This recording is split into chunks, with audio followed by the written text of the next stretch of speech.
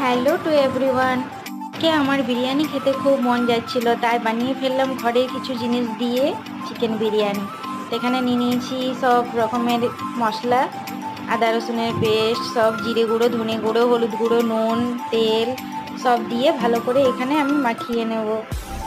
তারপর মাখিয়ে নেওয়ার পরে ভালো করে এটাকে আমি আবারও একটু দই দিয়ে মাখিয়ে নিচ্ছি। দইটা ভুলে গেছিলাম, তারপরে আবার দইটাকে দিলাম। দই দিয়ে ভালো করে মেখে নিয়েছি। মেখে নেওয়ার পরে এটাকে ভালো করে রেস্টে আমি রেখে দেবো কিছুক্ষণের জন্যে। তারপরে আমি এখানে চাল দিয়ে দিচ্ছি হাঁড়িতে, গোটা গরম মশলা, নুন আর চাল দিয়ে ভালো করে আমি রাইসটাকে বানিয়ে নেব। রাইসটা 80%-এর মতো কুক করতে হবে, তাহলে বিরিয়ানিটা আমাদের ভালো হবে। আর রাইসটা বসানোর সময় ভালোভাবে ওখানে থাকতে হবে। তো আমার ওইদিকে রাইসটা হচ্ছে, এইদিকে আমি বেরেস্তাটা ভেজে নিচ্ছি।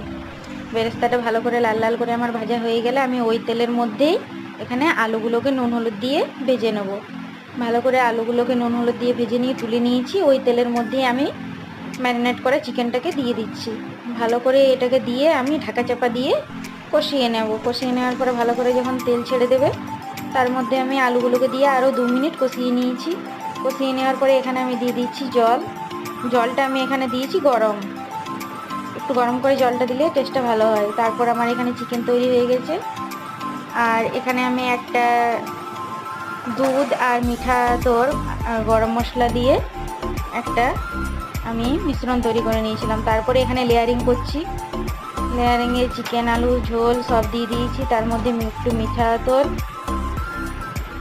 আর রাইস, বেরেস্তা আর দুধের মিশ্রণটা আর একটু গ্রেভি দিয়ে, রাইস দিয়ে, বেরেস্তা দিয়ে ভালো করে আমি এখানে লেয়ারিং করে নিচ্ছি। বিরিয়ানি লেয়ারিং করা হয়ে গেলে আমি এখানে হাঁড়িটা চাপিয়ে দিয়েছি স্টিমে প্রথমে 10 মিনিট হাই হিটে, তারপর এখানে লো টু মিডিয়াম হিটে আরও 20 মিনিট রাখতে হবে। তারপর আমার এখানে তৈরি হয়ে গেল বিরিয়ানি। তো আমি এটাকে সার্ভ করেছি রায়তা, স্যালাড,